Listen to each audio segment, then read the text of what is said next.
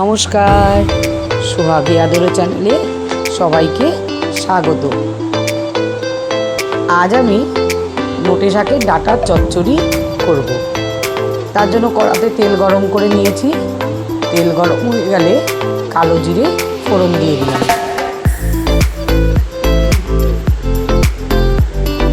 কালো জিরে দেওয়ার পরে আমি আগে থেকে থেতো করে রাখা রসুন দিয়ে দিলাম তেলে।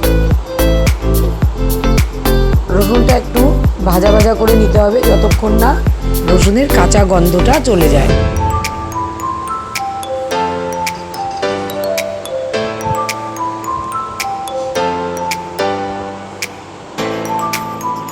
রসুন ভাজা হয়ে গেছে, এবার আমি কেটে রাখা আলু তেলের মধ্যে দিয়ে দেব।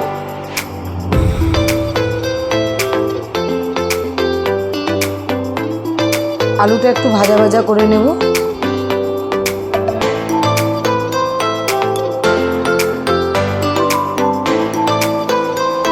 আমার আলু প্রায় ভাজা হয়ে গেছে।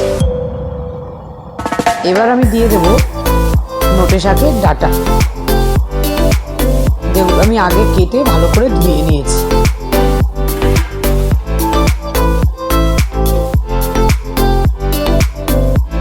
ডাঁটা আর আলুটা একটু ভাজা ভাজা করা হতে হতে আমি শিলে মশলা করে নেবো। সাদা সর্ষে আর একটা কাঁচা লঙ্কা, একটা পাকা লঙ্কা।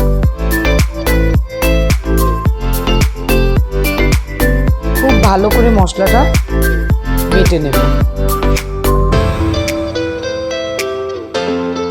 গরম ভাতে এই নোটে শাকের ডাঁটার চচ্চড়ি মন প্রাণ ভরিয়ে দেয়।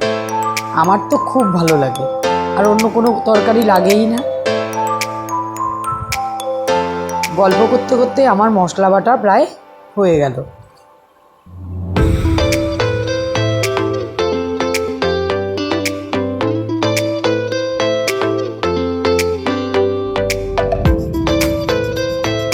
মশলাটা আমি খুব ভালো করে বেটে নিয়েছি।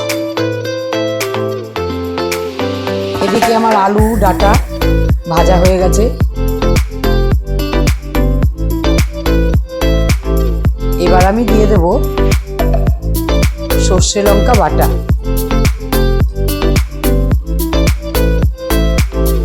আর দেব সামান্য হলুদ,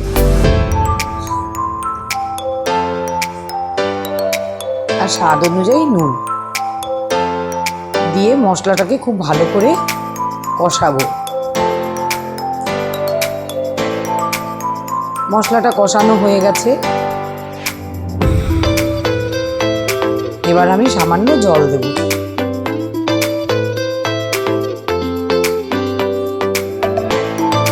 জল দিয়ে প্রায় 5 মিনিটের মতো ফুটতে দেব, আলু ডাঁটা সেদ্ধ হওয়া পর্যন্ত।